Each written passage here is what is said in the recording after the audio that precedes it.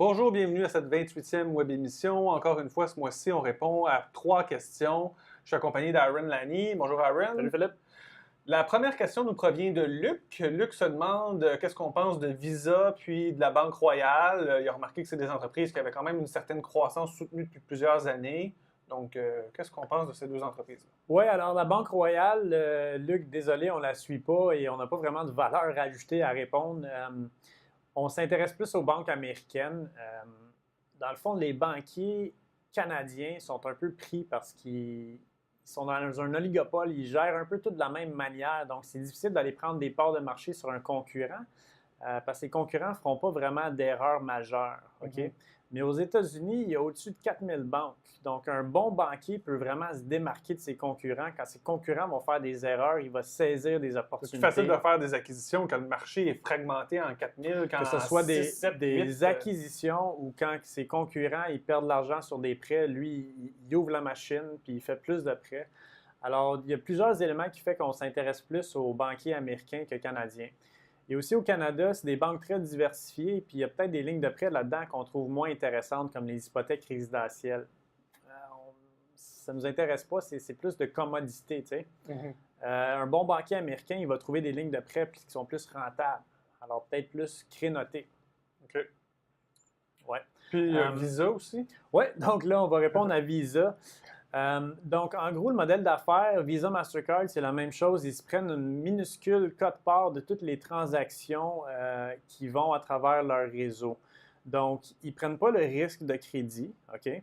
Ils sont tout simplement un facilitateur de paiement entre le commerçant puis le consommateur, OK? Fait que c'est plus un intermédiaire qui va acheminer le paiement de la banque du commerçant vers la banque du consommateur qui, lui, il a sa carte, là. OK? Ce qui est intéressant, c'est qu'ils ont bâti un réseau qui est tellement énorme au fil du temps.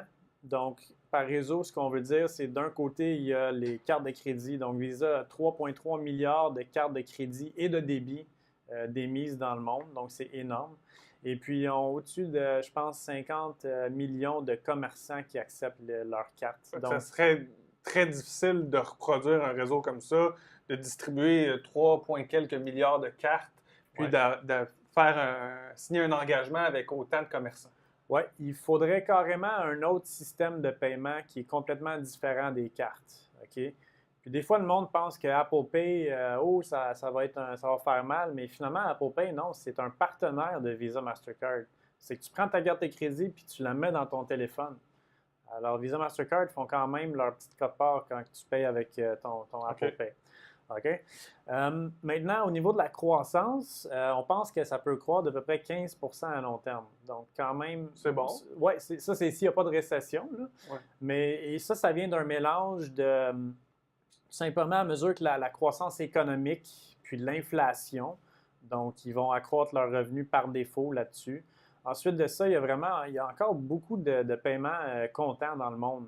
Et les gens utilisent de plus en plus les cartes. Évidemment, ils ont un incitatif d'utiliser les cartes. C'est facile. Tu n'as pas besoin d'aller retirer au guichet. Puis tu reçois des incitatifs, tu sais, des points, les fameux programmes de remise, tout ça. Là. Exactement. Alors, les cartes prennent des parts de marché sur l'argent comptant. Ensuite de ça, ils rachètent leurs actions.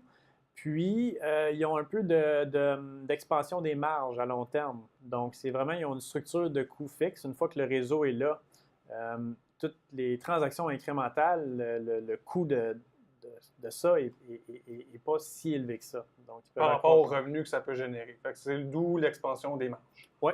Okay. Fait que toutes ces composantes-là ensemble, on pense que ça peut croître à peu près de 15 % Maintenant, le problème, le désavantage, c'est que le titre il est un peu cher à notre goût, donc 25 fois là, le profit prévu. On continue de le suivre. Exactement. En gros, c'est ça. Mais on serait prêt à l'acheter au bon prix.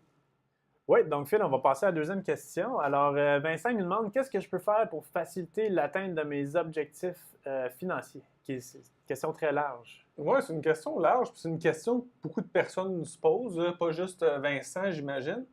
Puis la réponse à cette question-là, bien souvent, ce qu'on se fait dire, c'est si tu veux atteindre plus rapidement tes objectifs, épargne davantage. Par contre, ça peut être difficile d'épargner davantage parce que ça implique qu'on réduise notre coût de vie. Notre coût de vie, bien, c'est quelque chose qui est imbriqué dans notre routine, puis il faut revoir chaque poste de dépense, puis voir si on peut le diminuer. C'est un exercice qui est fastidieux. Donc, j'ai une autre solution pour atteindre nos objectifs plus facilement, sans avoir à réduire notre coût de vie, puis qui peut avoir des retombées peut-être encore meilleures que celles de réduire notre coût de vie. Et c'est de s'assurer que notre portefeuille est bien géré. Et pour illustrer quels impacts ça peut avoir, j'ai fait le petit tableau suivant. Donc, on a 3 portefeuilles, chacun génère un rendement différent, puis le portefeuille illustre le montant qu'on doit épargner pour atteindre 1 million de dollars dans 40 ans. J'ai pris 40 ans parce que on suppose que Vincent est âgé de 25 ans puis qu'il a 40 ans devant lui avant de prendre sa retraite, puis 65 ans. Il n'y a aucun capital de départ. Hein? Aucun capital de départ. Et pour atteindre notre million de dollars, il va falloir mettre 10 000 par année si notre portefeuille génère 4 sais, notre épargne, c'est un peu comme l'essence qu'on met dans notre véhicule d'investissement. Dans ce cas-ci, c'est un tracteur, ça fait 4 mais si notre véhicule est plus performant, on va avoir moins d'essence à mettre pour se rendre à destination puis atteindre notre objectif financier. Alors moi, si je suis Vincent puis je veux avoir une voiture, comment que je fais? Oui, si tu veux améliorer ton espérance de rendement ou t'assurer que tu as un bon rendement sur ton portefeuille, la première chose que tu peux faire, c'est écrire à ton gestionnaire, ton conseiller, puis lui demander quel a été le rendement sur mon portefeuille dans les 5 dernières années ou depuis le début. Il faut que ça soit quand même une période à long terme pour que ça soit représentatif. Et le conseiller, j'espère, il va te répondre puis te remettre tes rendements. S'il te remet plusieurs rendements pour une même période, là, il y a un problème. Là, sur une période de 5 ans, pour l'ensemble du portefeuille, il devrait y avoir qu'un seul rendement. Et on prend ce rendement-là et on le compare au barème. Fait que juste de prendre conscience de ces rendements, c'est une étape très importante. Prendre conscience de ces rendements, puis s'assurer qu'ils sont bons en les comparant au barème. Des vidéos sur les barèmes, on en a fait quelques-unes. On en fait d'ailleurs une à chaque début d'année pour savoir c'est quoi les barèmes de l'année. Ou sinon, vous pouvez aussi nous appeler si vous aimeriez avoir un barème. On a une troisième question de Simon qui demande le titre de FedEx a baissé dernièrement. Le considérez-vous comme une opportunité? Oui, donc FedEx, ce n'est pas une entreprise qu'on suit. Par contre, je suis allé chercher un peu les chiffres historiques, voir un peu c'était quoi la croissance de cette entreprise-là. Donc, j'ai fait 2 périodes. Donc, durant la crise financière, ici, on peut voir les bénéfices par action, ils n'ont pas vraiment accru. Par contre, après ça, la reprise, c'était quand même très vigoureux. Donc, sur un cycle complet, là, FedEx a cru d'à peu près 9 % ses bénéfices par action. Ce qui est raisonnable. Oui, ce qui est quand même raisonnable. Puis probablement que c'est... dans le futur, ça peut ressembler à ça. Au niveau des avantages concurrentiels, c'est très, très solide. Là. FedEx et UPS se sont bâtis un très, très gros réseau de logistique qui va être pratiquement impossible à concurrencer là, pour le temps que ça leur prend pour livrer un colis. Okay.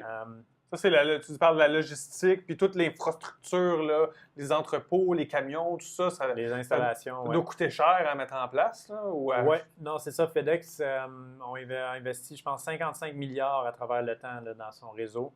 Par contre, un des inconvénients, c'est que ça prend beaucoup de maintenance. Tu sais, faut qu'ils le maintiennent, ce réseau. Faut qu'ils le maintiennent, donc c'est très lourd en capital. Là. Par contre, c'est ça, ils ont l'avantage concurrentiel là, qu'on pense que ça va continuer dans le futur. Par contre, c'est ça, c'est cyclique. C'est cyclique, donc ça rend difficile à évaluer.